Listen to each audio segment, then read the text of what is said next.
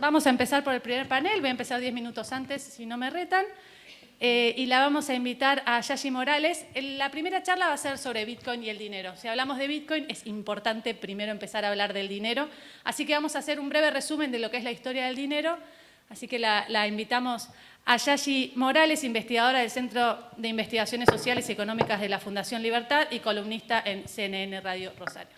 Así que gracias y las dejo con ellas. Muchas gracias, bienvenidos. Qué privilegio ser la primera. Gracias. Qué privilegio y qué responsabilidad también. Espero que disfruten muchísimo de la jornada de hoy y vayan a Antares. Eso es fundamental. Tenemos la presentación, es la blanca y rosa, obvio. A ver. Bueno, hoy vamos a empezar hablando de Bitcoin y el dinero. Que me parece, a ver, vamos a empezar haciendo algunas preguntitas. Les voy a pedir que levanten la mano. Ahora, bien, acá ya tenemos, perfecto. Bitcoin y el dinero. Levanten la mano quienes vienen del palo de la economía, quienes estudiaron o se dedican a la economía, a la administración de empresas. A ver, levanten la mano. Bien, perfecto, gracias. Y levanten la mano quienes vienen del mundo de la programación. Software, programación, ok, bien.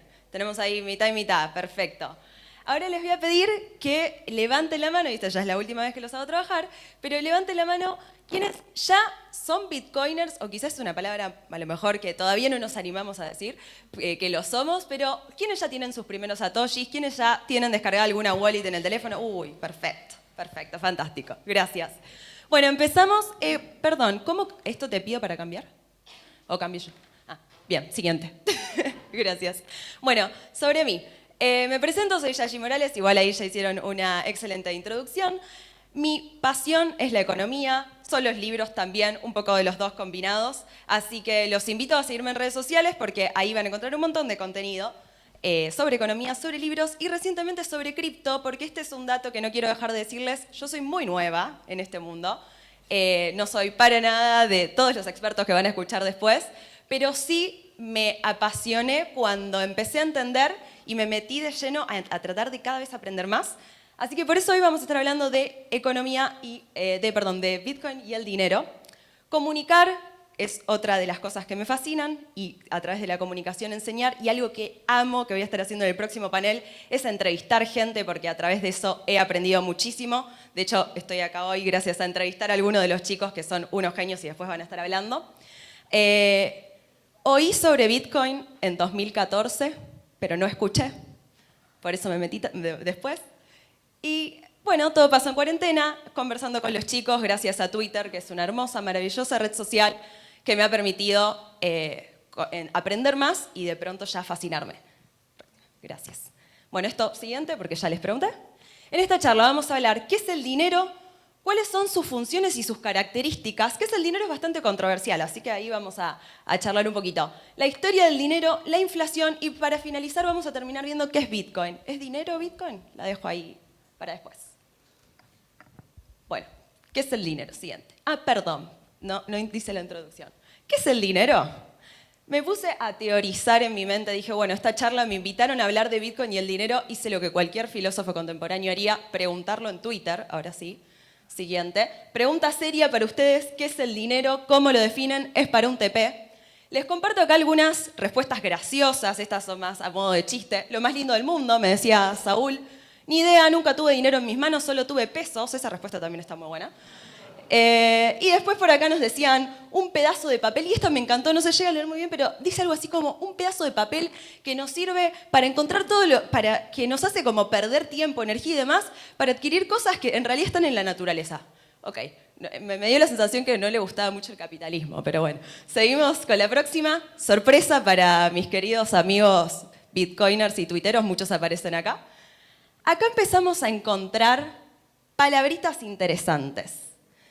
¿Qué es el dinero? Una herramienta, dicen ahí, que nos permite intercambiar. Acá dicen una tecnología para transferir valor, para resguardar valor. Por acá, un medio para comprar tiempo, un tipo de bien económico.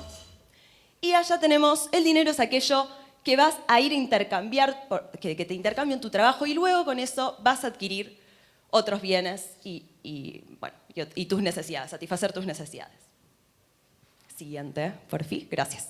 Bueno, para empezar a hablar del dinero, una pregunta fundamental que nos tenemos que hacer para empezar a hablar en realidad también de la historia del dinero es ¿cuál es el motivo por el cual los individuos intercambiamos? Porque si nos remontamos, y ahora vamos a aprender un poquito de la historia del dinero, si nos remontamos a los primeros dinero, ¿a qué fue el primer dinero? En realidad todo surgió por el intercambio. Entonces, a la siguiente, porfi, gracias. Entonces, acá vemos que algunos, por ejemplo, algunos pensadores decían que en realidad el valor, porque el intercambio lo hacemos para adquirir valor. Algunos, como Aristóteles y Marx, decían que el valor que recibimos es el mismo, digamos. Yo tengo un bien cualquiera, lo quiero intercambiar por otro que tiene otro bien, intercambiamos y entonces lo que hacemos es transmitirnos el mismo valor. Bueno, Aristóteles y Marx estaban equivocados, Marx en muchas otras cosas, pero ese es otro tema. Aristóteles y Marx estaban equivocados porque en realidad el intercambio es para que cada uno obtenga mayor valor. Entonces, ahora en la siguiente slide podemos ver que el intercambio se hace porque cada una de las partes coloca a los dos productos que van a intercambiar un nivel diferente en cuanto al valor. Yo obtengo mayor valor por intercambiar algo. Por ejemplo, me voy a comprar este celular, vamos a poner cualquier monto, sale, no sé, 1.000 pesos, ojalá. Yo tengo 1.000 pesos, otro tiene el celular. Cuando hacemos ese intercambio, yo recibo mayor valor por ese teléfono que me llevo y el otro se va más contento con sus 1.000 pesos. Seguimos entonces. Bueno, para empezar a hablar de la historia del dinero tenemos que remontarnos a lo que fue el trueque. ¿Cómo empieza el intercambio? ¿Cómo los seres humanos empiezan a intercambiar? Es a través en realidad de bienes y servicios, porque acá estamos hablando de economías muy, muy antiguas donde no existía lo que hoy conocemos como papel moneda, ¿no? Entonces, era simplemente alguien tenía, por ejemplo, una planta de tomates, otro tenía una vaca, y entonces si yo tengo mi tomate, el otro tiene una vaca, queremos intercambiar, eso es el trueque, ¿no? No mucho más que eso. Entonces, no permite que la economía se desarrolle el trueque, es una economía apenas por encima del nivel primitivo, y a su vez tiene dos problemas fundamentales, que es que cuando realizamos esta transacción, tenemos el problema de la indivisibilidad, es decir, si tengo una vaca, bueno, está bien, podemos fraccionar la pobre vaca, pero tenemos ese problema del tomate, por ejemplo, quizás es más complicado, lo partimos por la mitad, ok, bueno, la indivisibilidad, y por otro lado, la falta de coincidencia en cuanto a necesidades. Me dijeron, por ejemplo, algunos venían del rubro del software, de la programación, supongamos que estuviésemos hace miles de años atrás. Yo doy clases de economía, entonces, si necesito alguno de sus servicios para que, por ejemplo, no sé, me instalen alguna cosa que yo no sé cómo hacer funcionar, les tendría que dar mis clases de economía. Y si no quieren clases de economía, estamos en un problema en el mundo del trueque. Entonces, en el siguiente slide vamos a ver que así es como los individuos llegan al intercambio indirecto. Encontrar un bien ahí me adelanté, pero ahora lo vamos a ver, encontrar un bien que nos permita realizar esta transacción, este intercambio. Entonces, esto también lo que ha generado a lo largo de la historia, y ahora vamos a ver que el dinero como lo entendemos hoy, en realidad podemos ver que ha tomado muchísimas formas, como lo entendemos a lo largo de la historia, ha llevado a tratar de identificar cuáles son los bienes que podemos usar como dinero. Entonces, para identificar de pronto si el oro, porque no quiero hablar de monedas que entendemos hoy, si el oro, si la plata son dinero, entonces tenemos que empezar a pensar si tienen demanda, tenemos que empezar a pensar si son fraccionables, si son durables y si son transportables. Ahora vamos a ver cada una de estas características más adelante, pero son algunas de las cosas que los individuos nos planteamos a lo largo de la historia para ver qué era lo que podíamos utilizar como intercambio indirecto. Entonces, ahora, en el próximo, gracias. ¿Qué es el dinero? Esto es básicamente lo que venimos a charlar hoy, pero por eso les decía cuando veíamos los tweets de los chicos muchos están por acá, que uno respondió, ¿es un bien económico, creo que puso, o es un bien algo así? Es fundamental entender que el dinero es un bien más de la economía.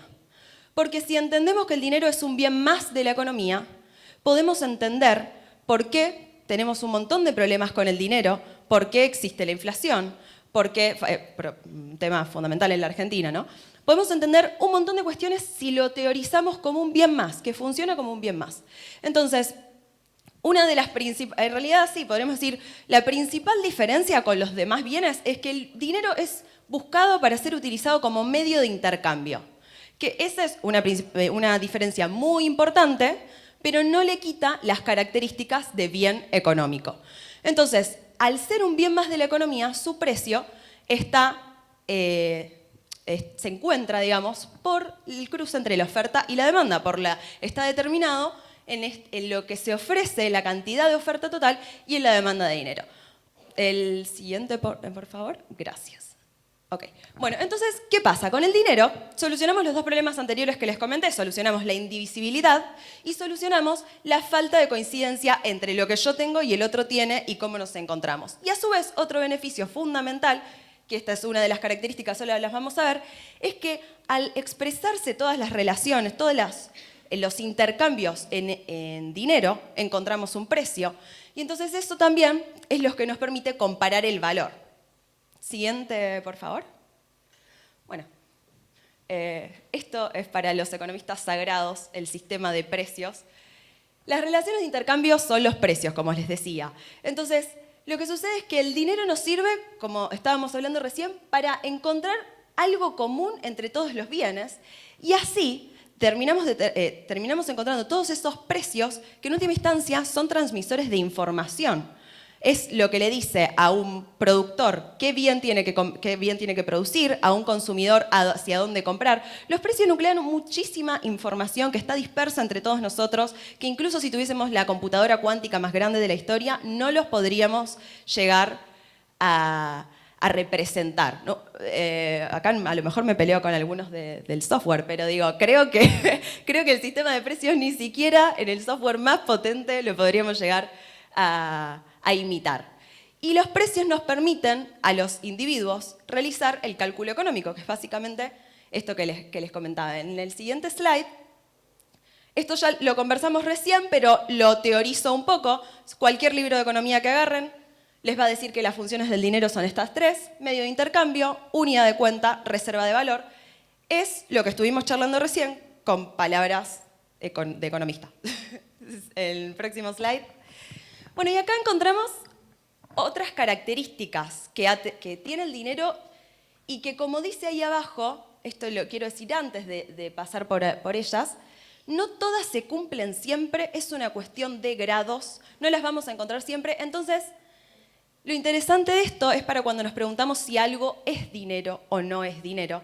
Si quieren, ya les voy dejando el ejercicio en sus cabezas, vayan pensando qué pasa con esto y Bitcoin. Entonces, otras características que tiene el dinero es que es durable, es que es portátil, es fungible, es verificable, divisible y escaso.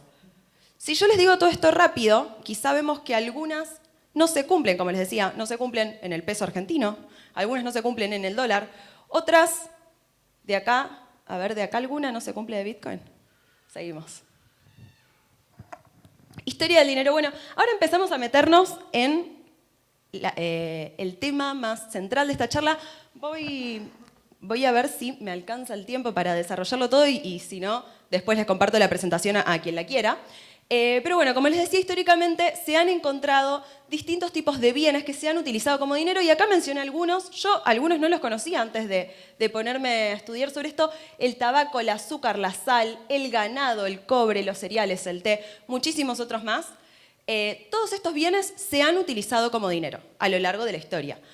Y a través de los siglos, bueno, el oro y la plata son los que han tomado mayor relevancia, ¿no?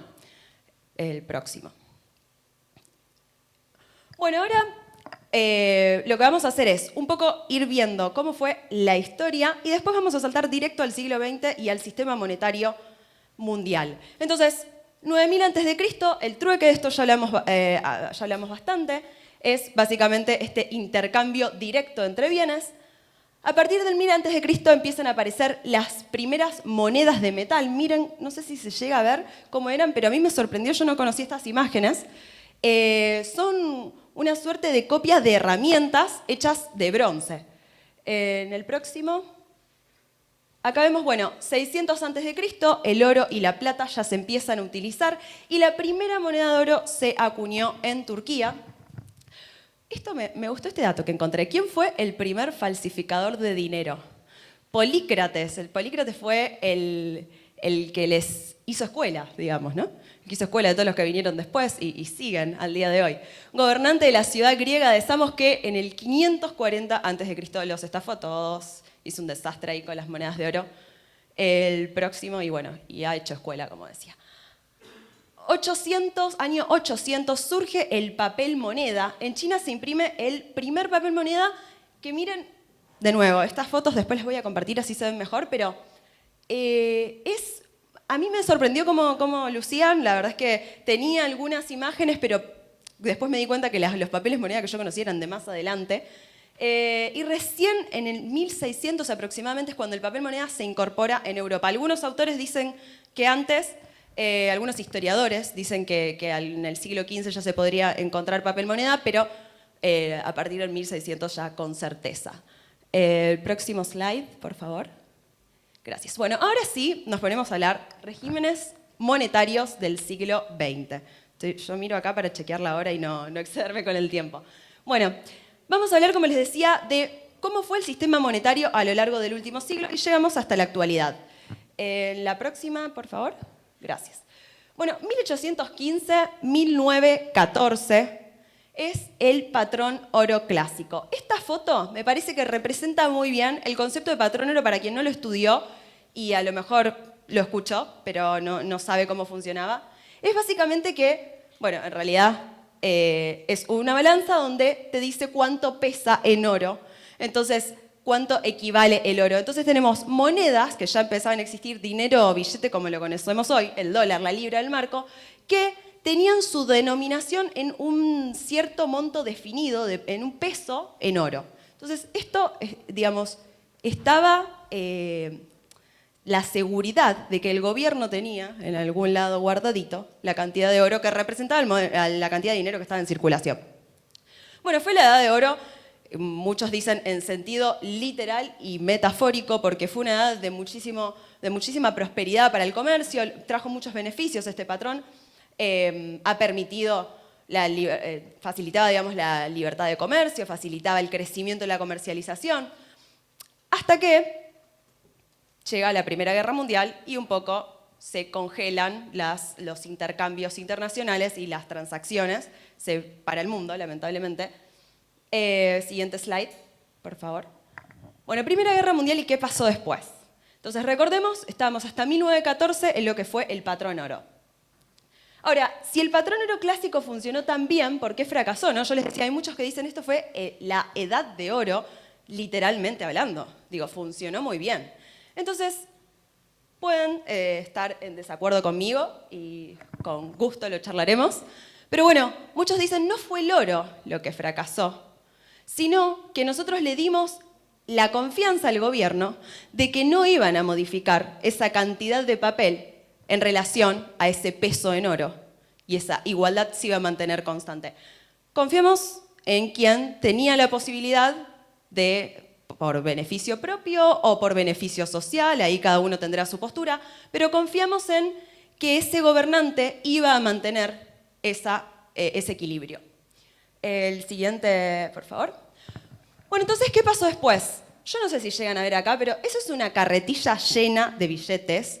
Y acá hay una persona con una parva así de billetes. Eso son imágenes de la hiperinflación alemana.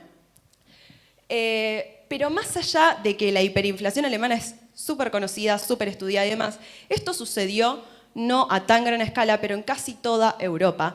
Porque después de la Primera Guerra Mundial, cada gobierno con objetivos, como decíamos, objetivos que pueden ser beneficios personal o social, depende, ahí es postura ideológica y está completamente aceptado, pero lo que hicieron fue emitir dinero para tener recursos para colaborar con la población, para reconstruir una ciudad y demás, pero la mayor emisión llevó a mayor inflación. Y en los casos más extremos tuvimos carretillas que en el ejemplo actual lo podemos ver en Venezuela y ojalá no lo llevemos a ver acá, ¿no? Pero ya nos pasa que si tenés que hacer una transacción muy grande y de pronto es en efectivo, te tenés que ir con un toco o una mochila.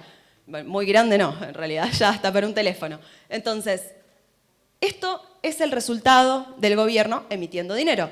Lo que sucedió es que los gobiernos no pudieron hacer frente a ese compromiso que tenían, recordemos el patrón oro, recuerden la balanza, Los gobiernos no pudieron seguir manteniendo ese equilibrio, de hecho lo rompieron, pero no pudieron responder a cuando la gente fue con el billete que le den el oro. No, eso se rompió.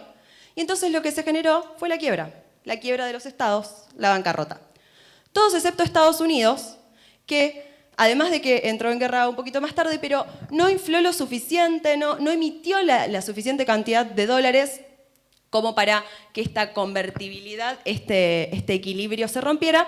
Luego sí, obviamente, tuvo también Estados Unidos sus problemas y esto derivó en un completo caos monetario internacional. La próxima, por favor. Bueno, ¿qué pasa entre 1926 y 1931? Gran Bretaña se planta y dice, acá mando yo, más o menos, ¿cómo volver a la edad de oro? ¿No? Pensando en si esto funcionó tan bien y de pronto nos encontramos con tanta inflación, con tantos problemas sociales que acarrea, que ahora los vamos a ver en un momento, pero ¿cómo volver a eso? Y entonces lo que se planteaba era restablecer el equilibrio. Pero ¿qué había pasado? Recuerden que les dije toda la emisión monetaria existente. Entonces, lo que hubiese sido razonable es, en todo caso, encontrar una nueva paridad, y acá también es súper discutible, ¿no? Porque desde lo económico incluso lo podemos criticar si es lo que había que hacer o no, pero al menos, si querían seguir ese sistema, que después vemos si funcionaba o no, tiene, como digo, sus críticas, y muy válidas son, pero si querían seguir ese sistema, no se podía volver a la paridad anterior, porque como digo, se había emitido muchísimo dinero. Bueno, los británicos tomaron la decisión de regresar al patrón oro con la vieja paridad. ¿Por qué? Por prestigio, por cuestiones de cómo vamos a generar esta devaluación, por intentar que Londres vuelva a ser el centro financiero del mundo. Y entonces, ante la duda, volvemos a la vieja paridad. Esto, en el próximo slide, vamos a ver que generó muchísimos inconvenientes, porque bueno, con la vieja paridad, ¿qué sucedía? Imaginen, que incluso esto hasta lo podemos ver un poco en la actualidad, pero con la vieja paridad, los precios de las exportaciones habían quedado muy altos, no eran competitivos en Gran Bretaña, entonces esto les generaba problemas de balance comercial y a su vez, bueno, otro de los problemas que con la emisión, yo había comentado de la inflación hace unos minutos, pero otro de los problemas es que con el desarrollo de los sindicatos y con un fuerte seguro de desempleo, no se veía como aceptable, era políticamente incorrecto que de pronto sucediera una especie de deflación. Entonces, si esto lo sumamos, el resultado fue que las exportaciones decayeron bruscamente y que aumentó muchísimo el desempleo. En el próximo slide vamos a ver que bueno, esto es un poco lo que ya les comenté. Básicamente la conferencia de Génova de 1922 es cuando Gran Bretaña intenta imponer esta suerte de orden monetario internacional al resto del mundo, y el objetivo también buscado en esta conferencia era que los demás países hicieran lo mismo. Entonces, esto iba un poco a beneficiarla a Gran Bretaña porque se iban a terminar subsidiando sus importaciones y lo que termina sucediendo básicamente es, bueno, Estados Unidos sigue con el patrón oro original, pero Gran Bretaña y los demás países son los que terminan fijando la paridad con este pseudo patrón oro, porque lo que termina sucediendo es, como les decía, inflación, estoy haciendo el repaso, patrón oro, inflación, todos los problemas que tuvimos, recesión, guerra, además, y llegamos a este pseudo patrón oro establecido entre 1926 y 1931. Próximo, por favor. Gracias. Bueno, no, esto ya se los comenté, así que próximo. Bien, gracias. Bueno, ¿qué es lo que sucedió? Entonces, lo que termina pasando es que tanto en Europa como en Estados Unidos un poco más adelante, pero fundamentalmente en Europa, se desarrollan un periodo de altos déficits fiscales que termina llevando a 1931. Esto muchos lo habrán estudiado, empezó, bueno, el crack del 29 empezó en Estados Unidos, pero en 1931 terminan quebrando muchísimos bancos en Europa y Gran Bretaña termina saliéndose completamente del patrón oro porque ya no daba para más esa paridad anterior que estaban sosteniendo, ¿no? Próximo. Bueno, ¿qué pasa? Acá estamos previo y casi llegando a la Segunda Guerra Mundial.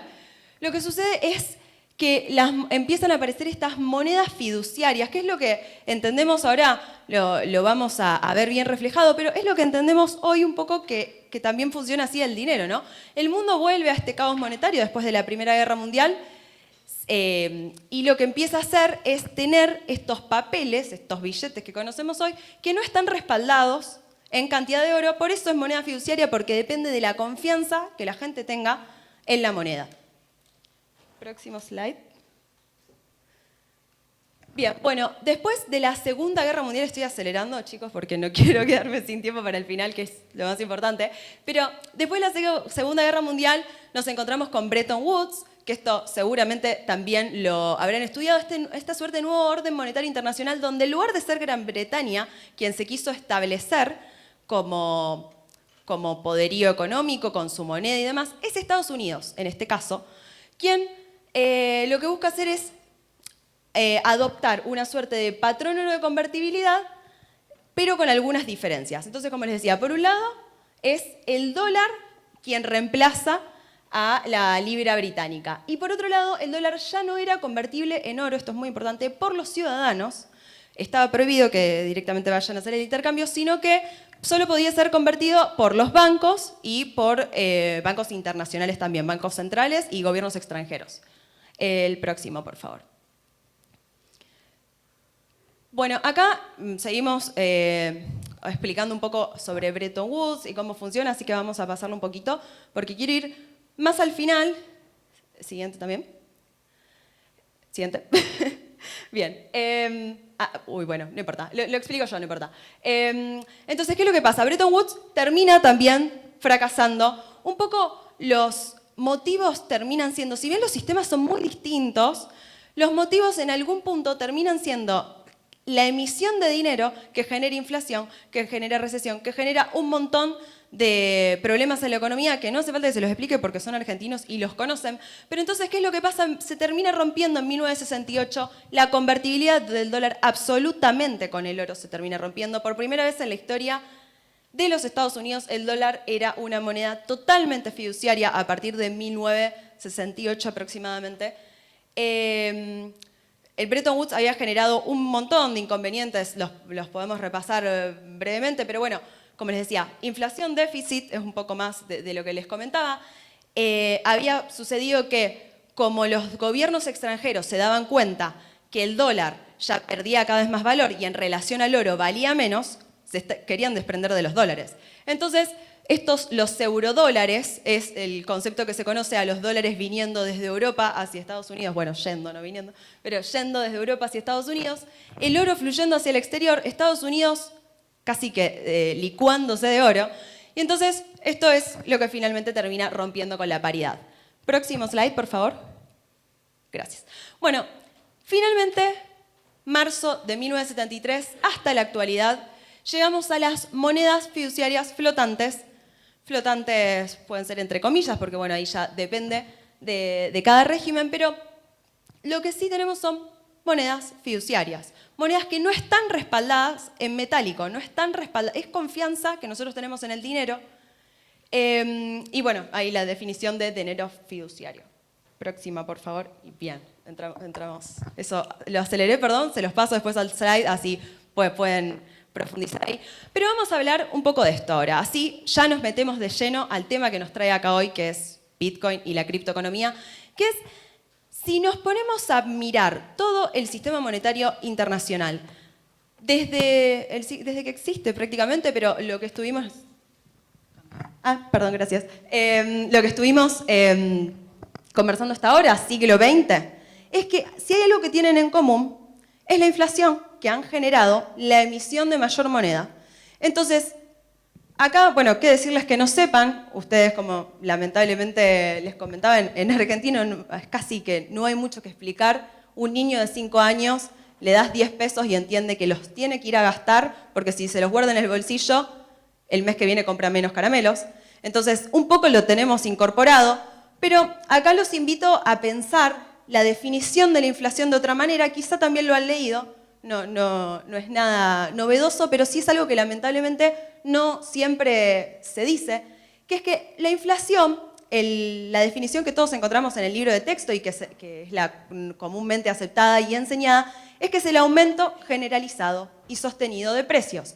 Es una definición correcta, no está mal, está bien que así sea definida. Ahora, los invito a pensar en el fenómeno desde otro punto de vista. Les repito, la definición es correcta, pero podemos pensar también que la inflación es la pérdida de valor de poder adquisitivo de la moneda. Es verlo desde el punto de vista de la moneda como bien económico. Si agrego mayor cantidad, ese bien va a valer menos. En este caso, lo que entendemos como que una moneda vale menos es su poder adquisitivo. Siguiente, por favor. Entonces, bueno, acá un poco las consecuencias de la inflación, las conocen todos, entonces las pasamos rápido, pero por supuesto que perjudica el poder adquisitivo. Si vemos el slide anterior, podemos decir que casi por definición la inflación afecta al poder adquisitivo. Perjudica a quienes menos tienen. ¿Por qué? Porque la cantidad de dinero que guardan en efectivo en el bolsillo es mayor. Entonces, pierden mayor porcentaje de sus ingresos. Genera distorsiones en los precios relativos, esto que les hablé al principio de lo sagrado, que son los precios y la información que transmiten. Entonces, la inflación nos genera un entorno borroso. A los productores no les termina de decir bien cuánto tienen que producir, por ahí no sabe, los precios se mueven todos los días, si alguno tiene un comercio sabrá lo complicado que es en un entorno inflacionario. Y a los consumidores también nos marea. Entonces yo ahora, ¿a dónde voy a comprar o a dónde me conviene? O de pronto voy, compro un café y me dicen 200 pesos. Sí, lo compro, puede estar bien, me dicen 300, sí, quizá también. Me dicen 100, entonces fíjense, de 100 a 300 pesos la distancia que hay y nos perdemos y no sabemos cuánto valen las cosas.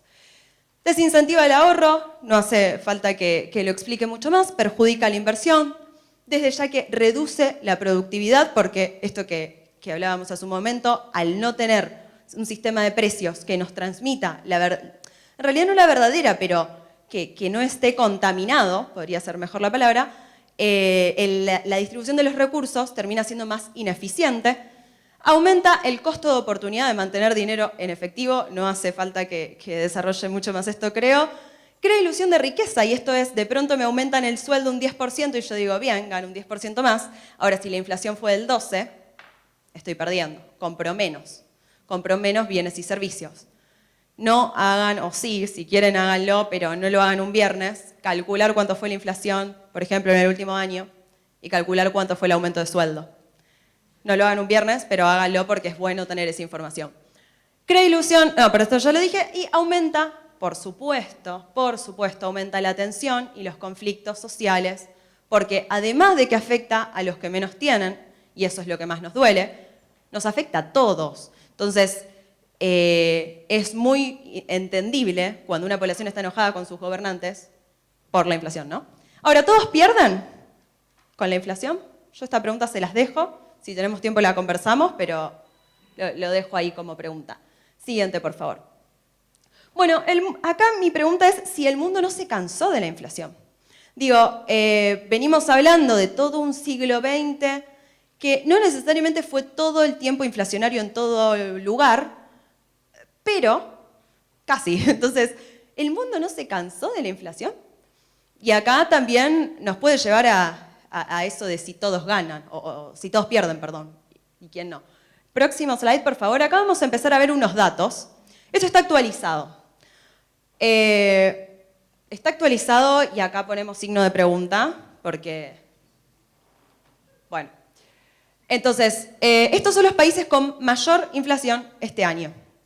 Tenemos Zimbabue, Líbano, Venezuela y Siria liderando el ranking con casi más de 150% de inflación hasta 300% de inflación.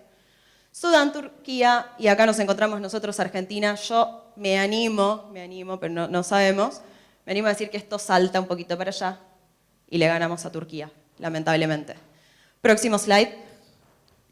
Gracias. Bueno, acá es para que vean, porque los países que yo les mostré recién son países que uno podría decir, bueno, Zimbabue, Argentina, ¿no? Digo, podríamos decir, sí, ¿cómo no van a tener inflación? Ahora, los argentinos nos gusta, por momentos nos gusta adquirir dólares, cambiar los pesos para dólares.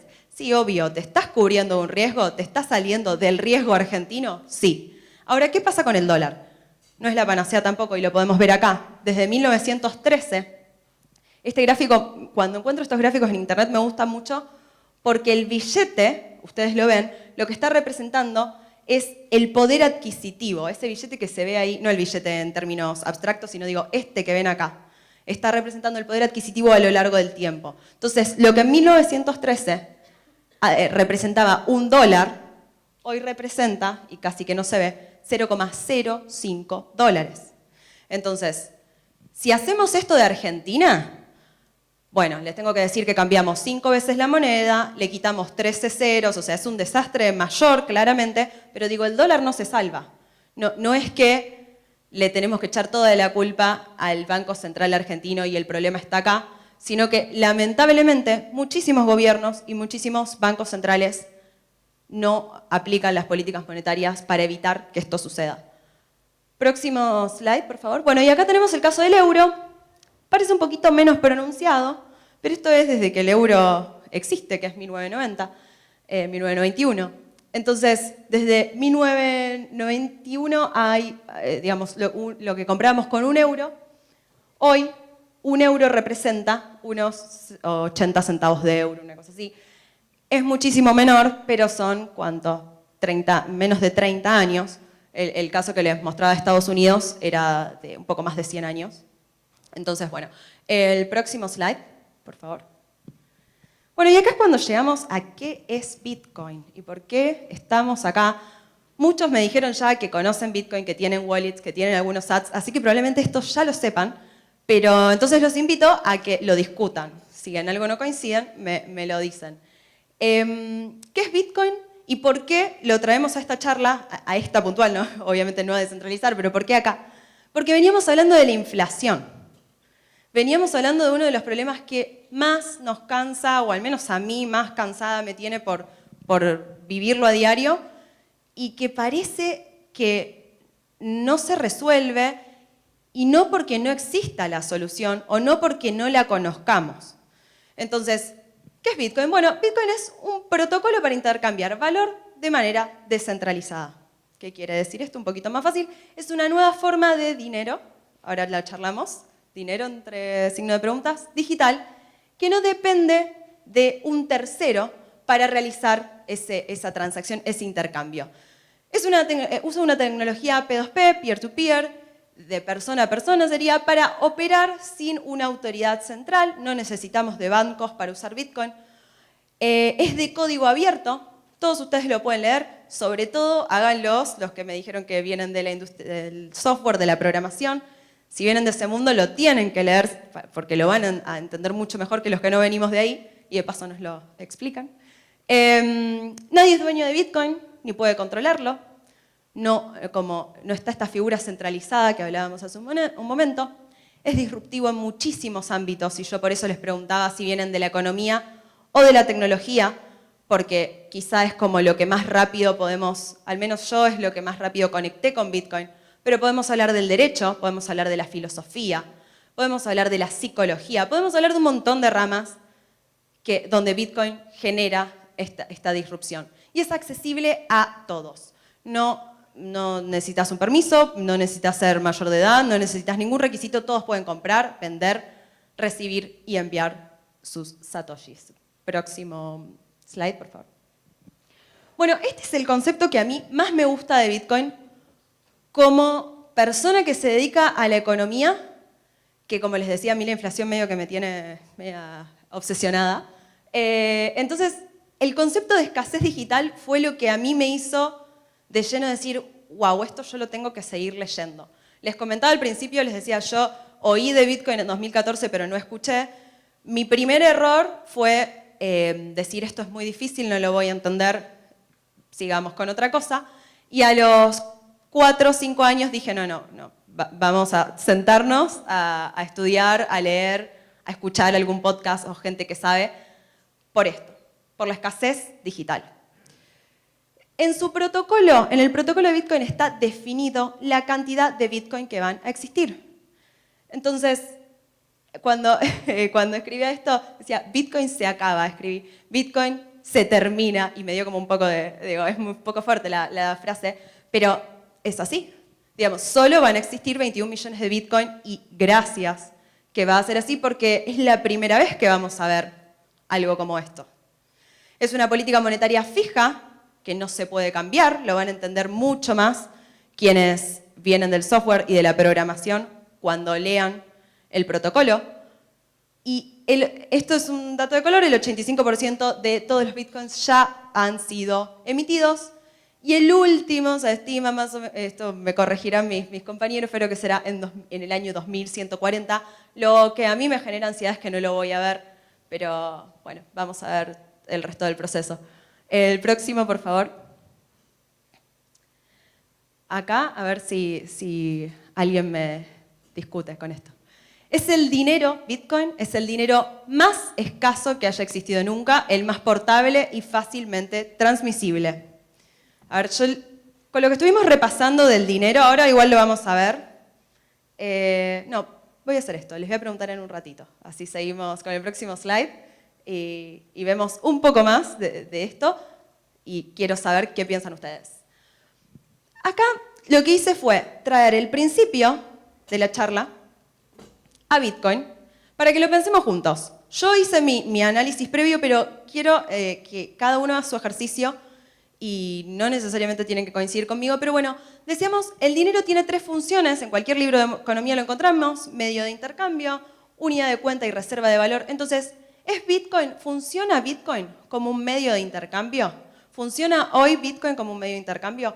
Yo lo puse en amarillo porque digamos, si vos tenés tu wallet descargada, vas a algún bar que acepta Bitcoin, fantástico, lo podés usar. Ahora, a mí me ha pasado, díganme ustedes, de incluso bares que aceptan Bitcoin, llegás y te atiende un mozo que no sabe cómo se usa, o te dice, no, justo el chico que sabe cómo funciona esto no está, no tengo idea. Me pasó hace un mes en Rosario, que tenían un cartel afuera que decía, aceptamos Bitcoin, y quise probar, a ver cómo me dio curiosidad cómo, y no pude, tuve que pagar con pesos. Así que eso, ¿es medio de intercambio? Lo dejamos ahí, lo vemos. ¿Es unidad de cuenta?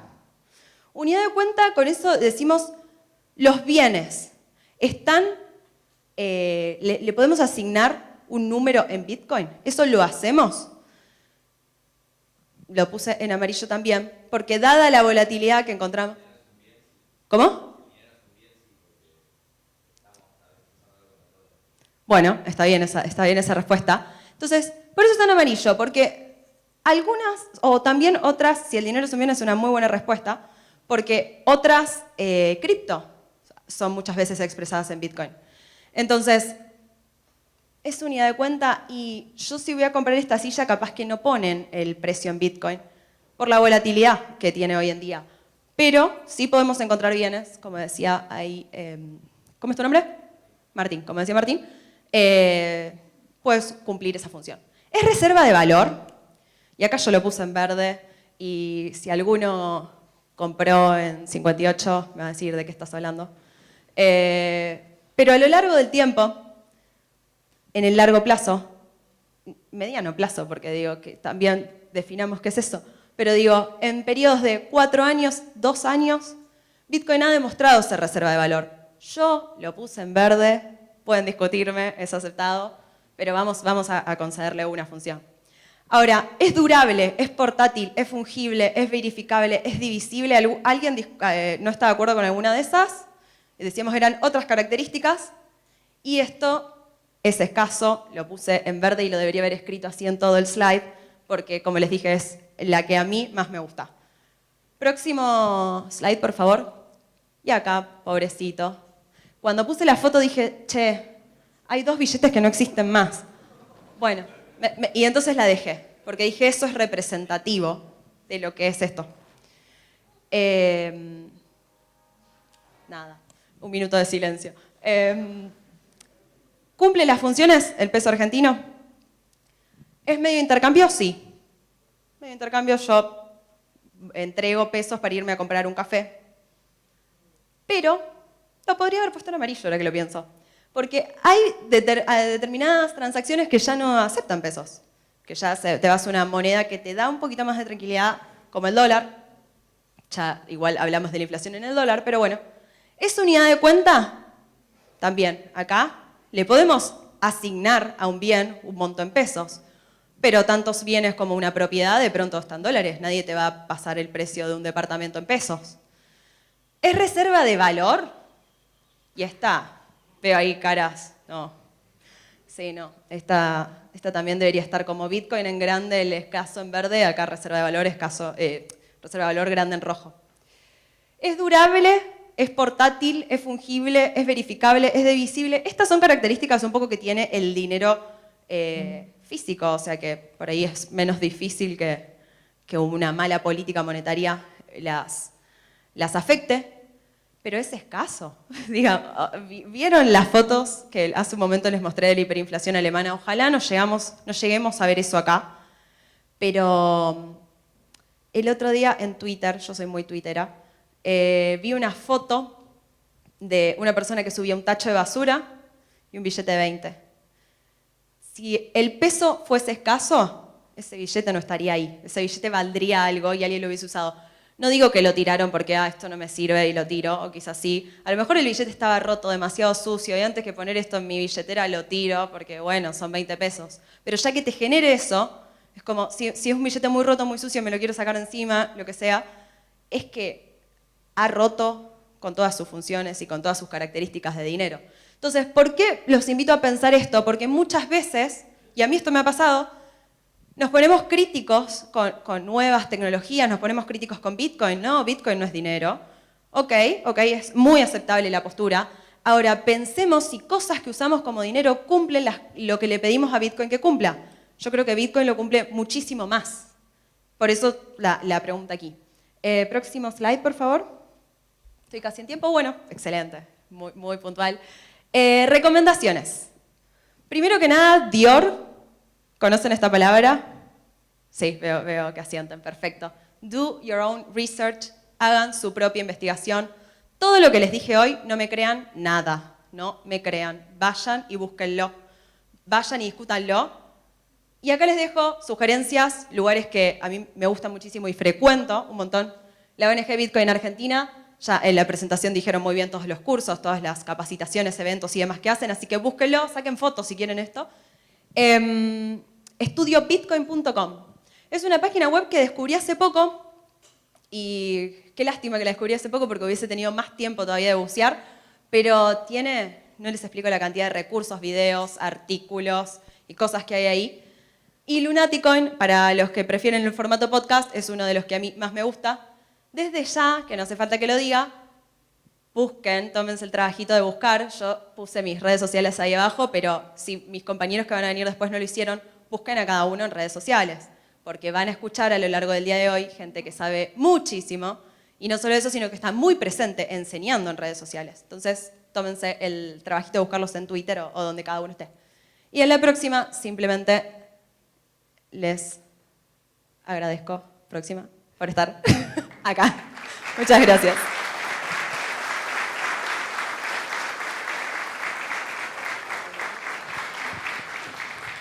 Bueno, gracias, Yashi. ¿Alguno quiere hacer alguna pregunta? Sí, Martín.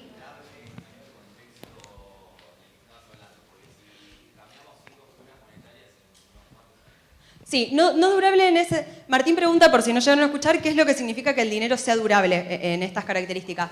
No está en el sentido de que vaya a estar mucho en el tiempo, sino de que no se te deteriore. Entonces, estoy pensando a ver algún ejemplo de algo que... Te voy a poner un ejemplo muy burdo, pero no podríamos usar un helado como dinero, se te derrite.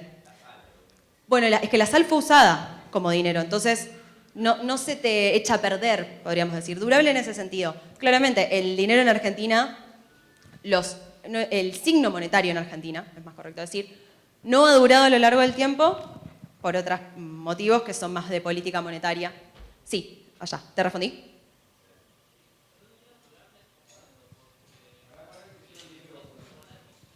¿Durable hasta cuándo? Porque es muy volátil.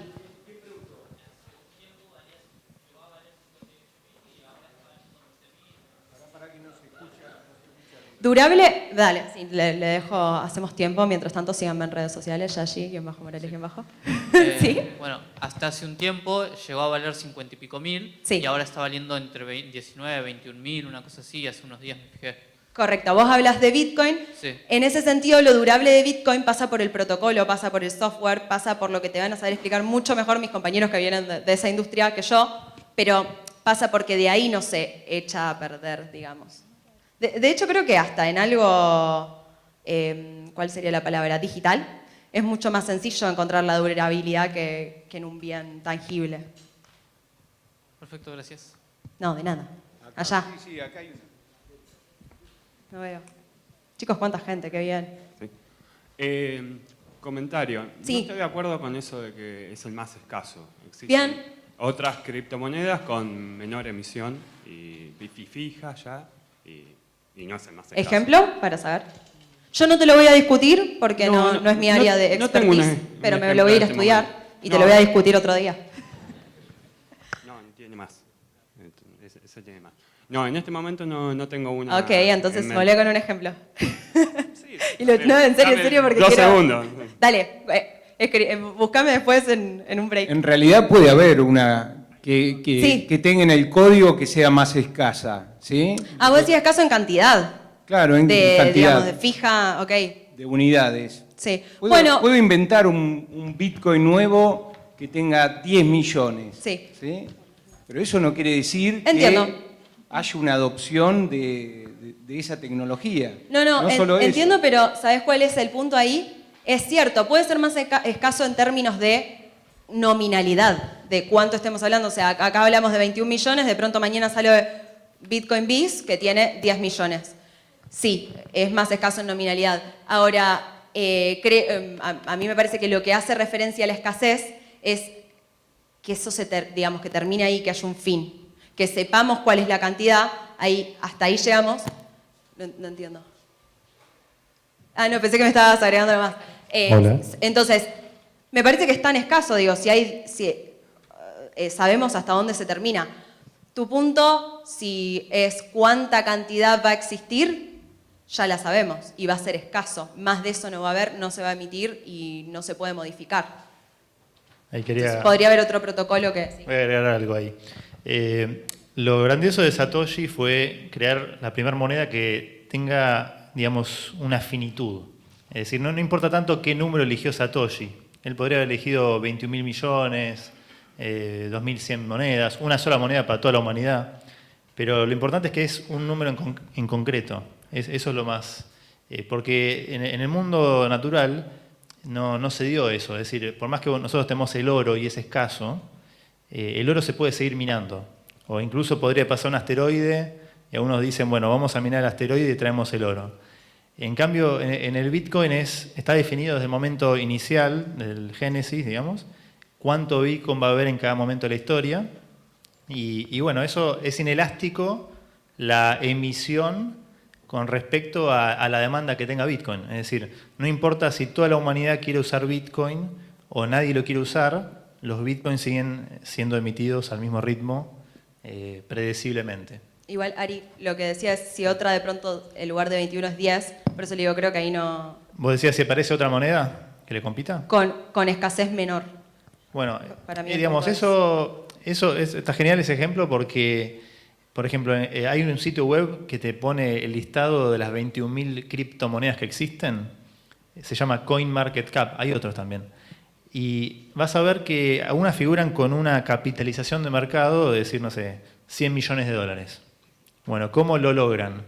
Bueno, emito pocas monedas, no sé, hago una moneda que tiene 1000 monedas, y de golpe en un mercado hago mostrar como que hubo una transacción o pocas transacciones, no sé, por 100.000 dólares. Se vendió una moneda en 100.000 dólares. Entonces como hay 1000 monedas o hay 10 millones de monedas creadas, entonces toda esa moneda vale miles de millones de dólares. O sea, eso es lo que hacen muchos scammers o ladrones. Después vamos a hablar de eso en una charla, pero es todo ficticio. ¿Está bien? Digamos, no porque vos inventes una moneda que tenga 5 monedas circulando, vas a ser mejor que Bitcoin. Bitcoin también tiene otras características que son incopiables. Es decir, los bitcoiners decimos, este suceso de crear una moneda prueba de trabajo, proof of work, que tiene minería, es un suceso que se puede dar una sola vez en la historia de la humanidad. Porque el proof of work, estas máquinas que seguramente vean una foto, gana o se mantiene segura por ser la red más potente en computadoras. Si vos quisieras inventar hoy una red, una moneda nueva, no sé, hago la Ariel Coin con minería, bueno, yo tengo 100 máquinas para hacer Ariel Coin, pero allá afuera hay 10 millones de mineros. Entonces, con que 1000 de esos mineros apunten sus máquinas contra mi moneda, a mi blockchain, que en teoría el blockchain es sagrado, ¿no? Blockchain es, no, me la hacen de goma, o sea, me la destruyen, me reescriben el libro contable, mi moneda no puede asomar la cabeza, muere. ¿Bien? Esa es la verdadera razón por la cual todas las otras nuevas criptomonedas que están apareciendo se pasan a Proof of Stake, que es otro sistema de validación. Digamos, no pueden hacer una segunda moneda como Bitcoin porque tiene tanta ventaja de años de minería que directamente no... Por eso decimos, es un suceso único en la historia de la humanidad, un antes y un después. Así que, así es. Bueno, acá hay una última pregunta y después podemos seguir Dale. con el panel. Sí, fantástico. Igual yo me quedo obviamente hasta el final, así que si alguien tiene preguntas. Hola, ¿qué tal? Quería, basándome en la última pregunta, lo que a mí se me ocurría, algo parecido a lo que pasa con Bitcoin Cash. Que la pregunta mía es, ¿no se genera la paradoja de la escasez cuando un bien escaso aparece otro similar promete tener otra escasez, con mayor fungibilidad o utilización, pero no se generaría una especie de paradoja de la escasez? Algo parecido a lo que pasó con Luna, que se respaldaba en Bitcoin y demás. O sea, que encuentro ya que la historia refutó que Bitcoin es el activo digital con mayor durabilidad o mayor desempeño a lo largo de... Estadísticamente hablo, a lo largo de la historia. Gracias. ¿Y cuál es la pregunta? No entendí. Si se genera la paradoja de la escasez. Con Bitcoin Cash. Ari, ¿querés que te la sea? Porque yo no me siento lo suficientemente capacitada para responder eso. Sí, es muy parecido a lo que estábamos hablando recién, en el sentido de que Bitcoin Cash no logra ser lo mismo que Bitcoin, por eso termina valiendo menos del 1% de lo que vale un Bitcoin. Los Bitcoin Cashers apuntaban a que Bitcoin Cash sea el verdadero Bitcoin o el que decía. Así que como que podemos concluir que Bitcoin es una construcción social. Es decir, es lo que los bitcoiners decimos que es y va por ese lado. Por eso queremos que haya un único Bitcoin. ¿Bien? Ahora, esa otra moneda puede ser atacada. De hecho, ha sido atacada porque como tiene tanto poco poder de cómputo, han habido ataques de que mineros apuntan sus máquinas contra Bitcoin Cash y le reescriben el libro contable. Eso es una demostración de que, digamos, no es confiable ir por ese lado. Entonces, el bitcoiner lo que quiere es mantener al Bitcoin como la moneda de mayor cómputo, la moneda de mayor uso, etcétera, etcétera. Ahí es donde está la escasez. Por ejemplo, Yashi mencionaba que el Bitcoin es como incambiable, ¿no? Bueno, en realidad es incambiable mientras exista este consenso que los bitcoiners tenemos, que es decir, el Bitcoin es incambiable. Ese es nuestro ethos, ¿bien? Nuestra cultura. Desde el vamos, que decimos nosotros somos una moneda que tiene su historia monetaria predefinida. Bien, por ejemplo, el Ethereum no tiene esa cultura, tiene la cultura opuesta. Es una cultura de vamos cambiando las reglas cada 6 meses, tenemos un líder, ¿qué dice el líder? Bueno, va para allá, vamos todos para allá. Bien, y hacen cambios en las reglas y cambios en el código. ¿Bien? Porque todos se ponen de acuerdo. Ahora, si algún día los Ethereans se empiezan a pelear entre ellos o hay una modificación que no le gusta a un grupito, a un sector, y se va a empezar a fragmentar. ¿Viste? Va a haber Ethereum tal, Ethereum así. No sé si Nico quieres opinar algo, o alguien acá, Manu. ¿No? Bien. Y así que, básicamente, hay que mantener Bitcoin.